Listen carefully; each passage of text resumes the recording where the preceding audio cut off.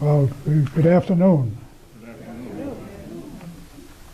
Today I want to talk to you about events that happened to me some 60 plus years ago. This story begins on June 1943. It ends with the signing of the peace treaty with Japan on September 2nd, 1945. In 1943, the world was at war. The United States was involved in actually two wars, one with Japan in the Pacific, another with Germany in Europe. Today I'm only going to talk about the war against Japan, the only war I am familiar with. On December 7, 1941, the Japanese attacked Pearl Harbor, an American naval base in the Hawaiian Islands located 200 miles west of the coast of California. This surprise attack resulted in the tragic loss of over 2,000 lives and caused serious damage to the American Pacific Fleet, damaging and sinking battleships, cruisers, an aircraft carrier, numerous destroyers, and other naval vessels. The U.S. immediately declared war against Japan and was immediately joined by numerous allies. I graduated from high school in June 1943. I celebrated my 18th birthday on August 16, 1943. There was a national military draft in effect requiring all males 18 years of age and older to register with their local draft boards for conscription into the armed services. I passed my physical for the military draft in October 1943. I was happy that I was not going to miss the war. I was given a choice of military services in which to serve. I chose the Army Air Corps, reporting for active duty on November 7, 1943 at Fort Gibbons in Ayer, Massachusetts. I was immediately assigned to Miami Beach, Florida for Air Force basic training, where along with thousands of other trainees, I was tested for suitability for flight duty as a member of a bomber crew. After 2 months of basic training, I was assigned to Catawba College in Salisbury, North Carolina for 2 months of higher education. The entire Air Force recruitment program became oversubscribed at this point, resulting in the closing of recruitment activities. Those already in the Air Force, like me, were given the option of enlisting in the infantry or training to become an aerial gunner for assignment to a bomber crew. All decisions should be so easy. I opted for aerial gunner training beginning on July 4, 1944 in Fort Myers, Florida. After completing gunnery training in the fall of 1944, I was assigned to a B29 bomber crew at the Lincoln, Nebraska Air Force Base in late fall. My crew began training at Pyote Air Force Base in Texas, which had the highest B29 accident rate of any training base in the United States. From Pyote, we transferred to Clovis, New Mexico for further training. From Clovis, we transferred to Kearney, Nebraska for assignment overseas. We were directed to fly a B-20 bomber from Kearney to the Far East Japanese Theater. From Kearney, we flew the aircraft to Sacramento, California, where we remained for several days while modifications were made to the aircraft. We then flew to Hawaii to a non-stop 2,000-mile flight over water, where we remained overnight. From Hawaii, we flew to Johnston Island, where we stopped briefly. After Johnston,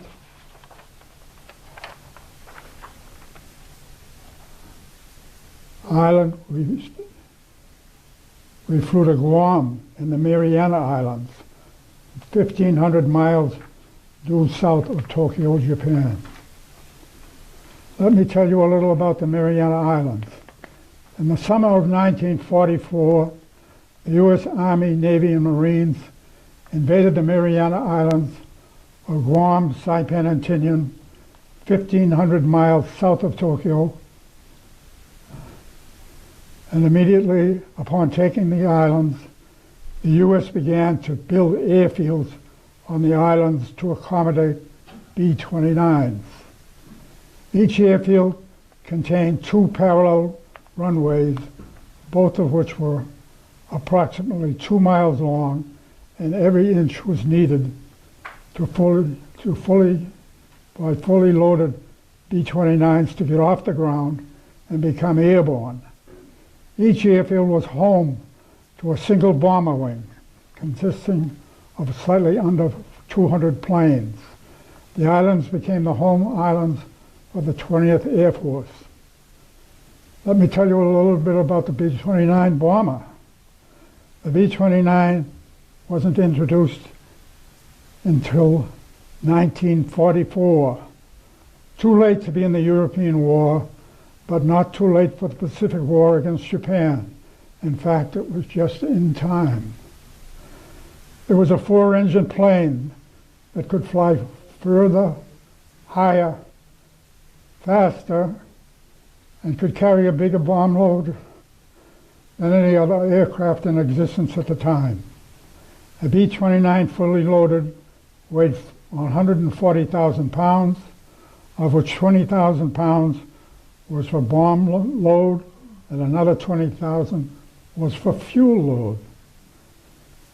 It had twin bomb bays, pressurized crew spaces that negated the use of oxygen masks, and a remote-controlled machine gun turrets. In late 1945, there was roughly 80 operational B-29s in the Mariana Islands. 800. The Pacific bombing operation differed from the European bombing operation in this respect. In Europe, the American Air Force bombed by day and the British bombed by night. In the Pacific, there was no British presence, so we bombed day and night.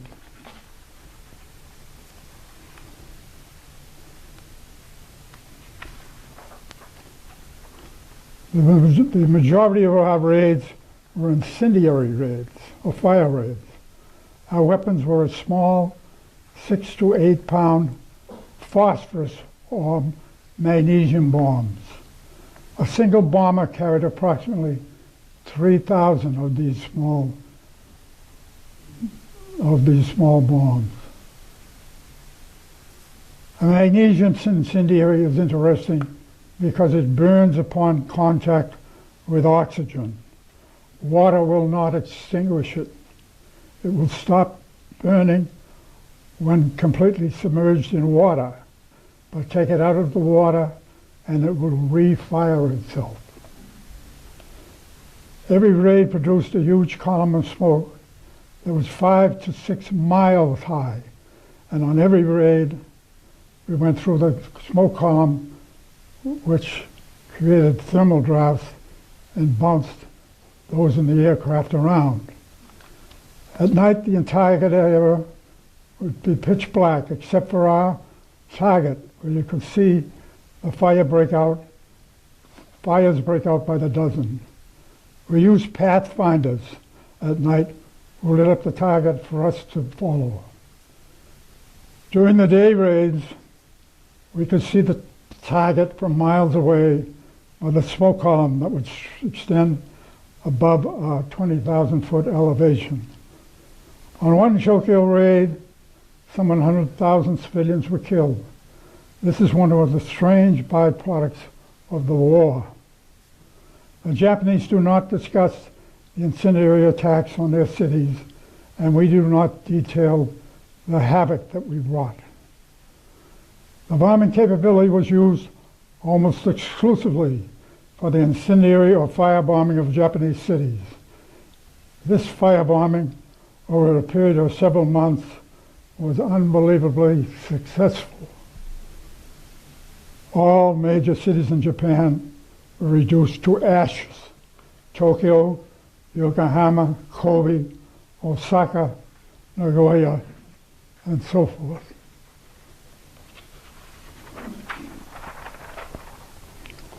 On my first combat mission in April 1945, over an airfield on the Kyushu, the southernmost of the Japanese home islands, our 50-plane formation was attacked by a single fighter, which after executing a fly-through was hung up on its nose for 50 to 100 feet outside of my right weight gunner's position.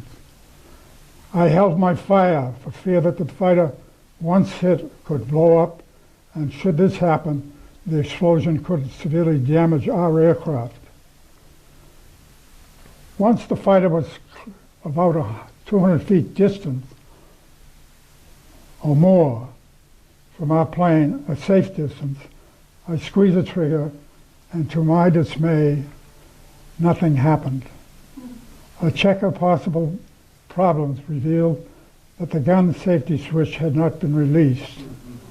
After releasing the gun safety switch, I managed a couple of machine gun bursts, but it was too late. The fighter was quickly out of range. This incident, even today, remains a source of frustration. I flew 25 combat missions. A single mission involved 3,000 miles of flight, round trip over water on a due north 0-degree heading, period. Iwo Jima was our emergency landing field, 750 miles north of Guam and 750 miles south of Tokyo. It was the midpoint of all our missions. Iwo Jima was a halfway point between the Mariana Islands and the Japanese home islands, Honshu, Shikoku, and Kyushu. We were the first replacement crew assigned to our bomb group, which meant that basically we did not train in the United States with the other 40 plus members of the crew, or the 40 plus crews of the group. When a crew was needed to fill out a formation, we frequently received the assignment, and we considered ourselves to be the prototype tail end Charlies. In a 4-plane formation, diamond shape, we were the last plane or flew the slot.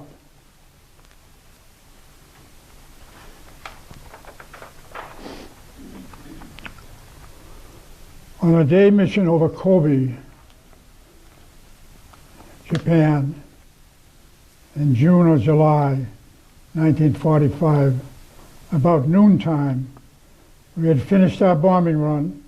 We were heading south for Guam at an altitude of about 20,000 feet. We were completely over the ocean and miles from any land. Suddenly we began to experience heavy flak, very heavy flak, and very accurate too, although none of our planes were hit. A check of the water underneath us revealed several small islands that appeared to be moving, leaving wakes in the water. Inadvertently, we had flown over camouflage remnants of the Japanese Navy, and the Japs, thinking that they were the targets, opened fire on us. While the Japanese failed to hit any B-29s that they had been firing upon, they did impress many U.S. airmen with their excellent marksmanship. The Navy did not have our altitude, and the only reason they did not hit us, were not successful, was the fact that they were leading our aircraft just a little too much. To this minute, I have the greatest respect for Navy gunners, all Navy gunners, friend or foe. Let me digress for a moment to tell you about what the U.S. Navy was doing during this time frame. Iwo Jima is a tiny piece of volcanic rock, almost midway between Saipan and Tokyo, only 270 miles south of Tokyo It was roughly 4.5 miles wide by 2.5 miles long. It contained 2 airfields, and a third airfield had been started. It had volcanic soil, much like sand, very critical. There were 21,000 Japanese defenders, all of whom were underground, and they died almost to a man. The U.S. Marines lost 6,821 men killed, and close to 20,000 were wounded. The Marine Force consisted of 3 divisions, the 3rd, 4th, and 5th. The 3rd and 4th were the initial assault divisions. The 5th was the reserve division. At the end of the first day of fighting, all 3 divisions had been committed to the battle.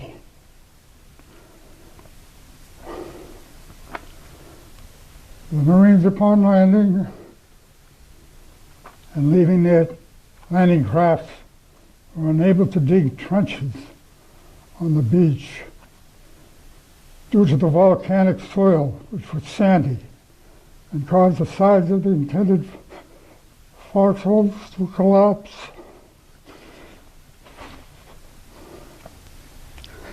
The Japanese firing machine guns were mounted from mounted positions on Mount Suribachi, adjacent to the landing area.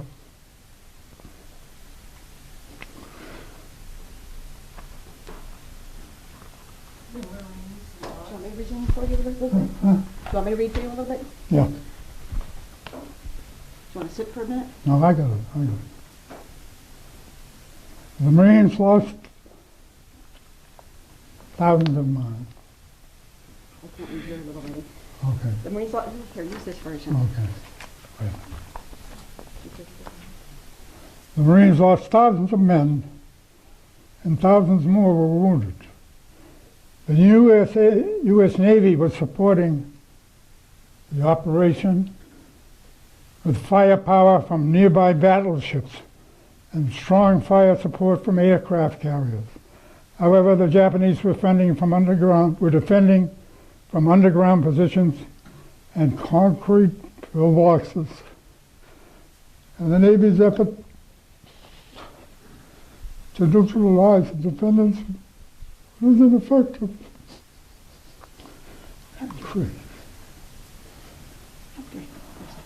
Okay.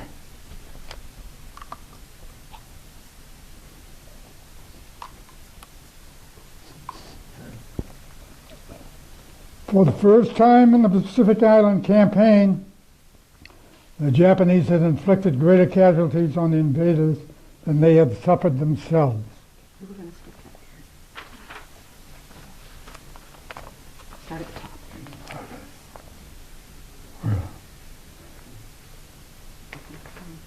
We're upside at the top there. Yeah, because you had crossed out that other part. Oh. As stated earlier, the island of Iwo Jima was located midway between the Mariana Islands and Japan.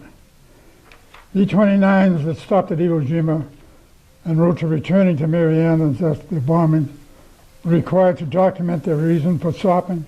For example, mechanical difficulties, fuel problems, shortage, aircraft damage, or personnel damage. On this one occasion in June or July 1945, we stopped overnight at Iwo and were bombed by 2 Japanese aircraft. Bombs did hit the island, but there was little or no damage. I only mention this incident, for I feel it is unusual for a bomber crew to be bombed. The U.S. conquest of Iwo Jima saves thousands of airmen lives. Only planes or crews that were in distress were permitted to land on the island. On some days, as many as 70 planes were given permission to land. We landed on Iwo Jima on 3 separate occasions, returning from missions. The 3 Marine divisions that secured the island at tremendous cost shall always have my gratitude. I also believe that Iwo Jima, with 25,000 American casualties, could have influenced the decision of the United States to drop the A-bombs on Japan. Our news media and historians tell us that the atom bombs ended the war in the Pacific. Nothing could be further from the truth. While the bombs were dropped at the same time as the war was ending, they were not the cause of the ending. Japan was defenseless in the summer of 1945 without a Navy, an Air Force, or a Merchant Marine to support the home islands. The atom bombs and their use were never adopted by our military, nor was the input or advice of our military ever requested. The atom bombs were a civilian adventure dictated by scientists and politicians. President Harry Truman, as Commander-in-Chief, authorized use of the bombs, but his knowledge of the potential of the bombs is unknown. President Roosevelt was involved in the effort to produce atomic bombs, but died on April 12, 1945, months before the August 5 and 9 dates of the A-bombing of Japan. The Army Air Force did drop the bombs on Japan, pursuant to the directive of President Truman, but that was the only involvement of the American or military with the A-bombs. The dropping of the bombs was a decision of the scientists and group decision of U.S. political leaders who claimed they were seeking an end to hostilities. Note that each bomb dropped on a civilian Japanese resulted in the loss of approximately 50,000 lives. The A-bombs had nothing to do with the ending the European war with Germany. The bombs were dropped exclusively in the Pacific against Japan, and Japan was basically defenseless after the loss of Saipan against Japan. No, the loss of Saipan in July 1944, when they were defeated on the land, sea, and air by U.S. military, including the Marines, Navy, and Airmen.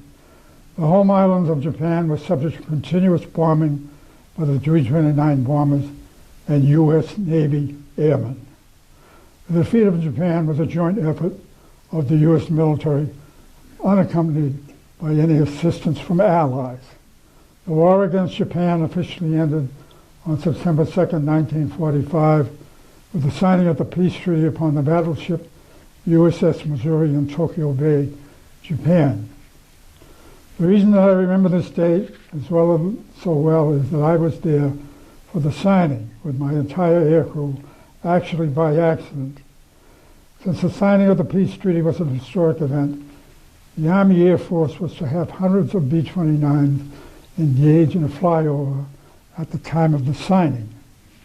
Each plane, in addition to the B-29 of 11 officers and crew, carried several military observers who were selected to witness the historic event. As we approached Tokyo Bay, the weather began to sour. That means the visibility became very poor.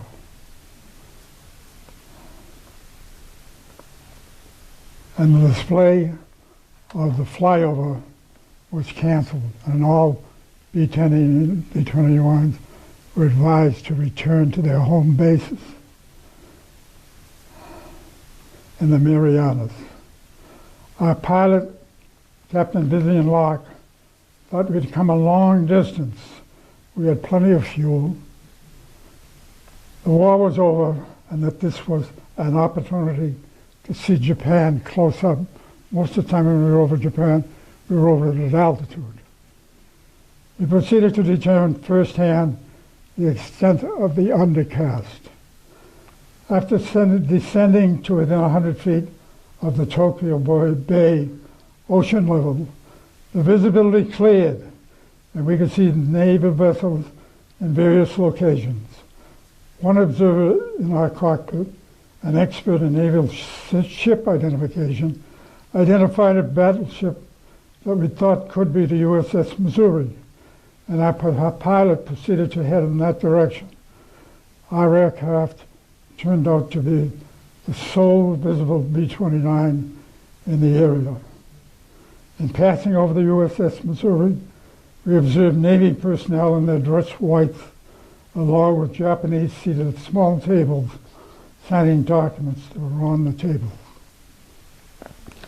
After making this one pass, the Missouri proceeded over the Missouri. We proceeded to buzz the ruins of Tokyo proper for several miles at an altitude of 200 to 300 feet. I recall Japanese bicyclists losing their balance as a result of the distractions we were causing by our low altitude flight. My pilot commented that to him, Tokyo looked like a vast junkyard. I thought it looked more like one of our Midwestern prairies. There was no visible buildings of any nature. At a B-29 bomb group reunion held years after 1945, our pilot Dick Locke posed the following questions to two full colonels.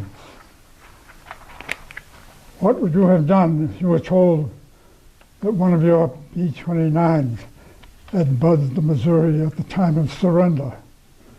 The first colonel answered, I would have had the pilot court-martialed for engaging a risky enterprise that was totally unauthorized. The second colonel answered, I would have put the pilot in for a medal, as the B-29s never received credit for ending the war as the Navy did. So even after unconditional surrender, the course of action remains subject to debate. There was no question in my mind that the wrecked trousers of the Japanese surrender in September 1945 were the U.S. Army Air Force, the U.S. Navy, and the U.S. Marines, and not necessarily in that order. The order of involvement can be debated forever. However, I am sure of one thing. The atom bombs did not end the Pacific War.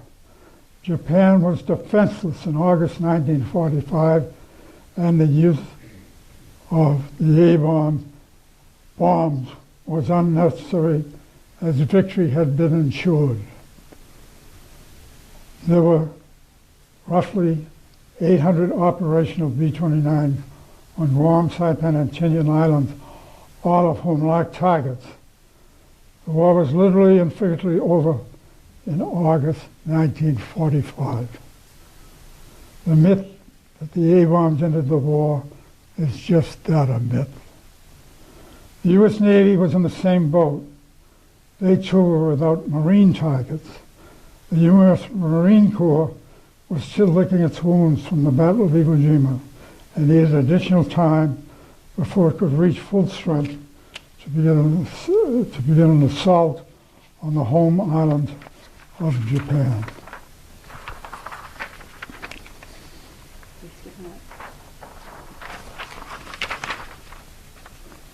The Second World War did end with the dropping of the A-bombs on Japan. The two events did occur at approximately the same time, but each was independent of the other. The war against Japan was over, for all intents and purposes, long before the bombs were ever dropped on the innocent Japanese population. We are consistently told by our government and media that our allies won World War II. This is a half-truth. The Allies did win the war in Europe. The United States won the war in the Pacific, as clearly the U.S. military did all of the fighting with its Navy, Army, and Marines, without help from allies. The Pacific War was basically a U.S. war spurred by the Japanese attack on Pearl Harbor in December 1941.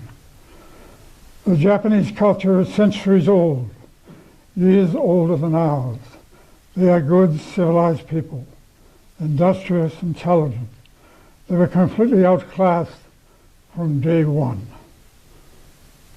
This is a fact, not a boast. The U.S. Navy destroyed their water commerce and ability to wage war. The B29s destroyed their homes and their spirit. The war was a terrible disaster to Japan's civilian and military. The Japanese made an awesome mistake in attacking Pearl Harbor in 1941. This is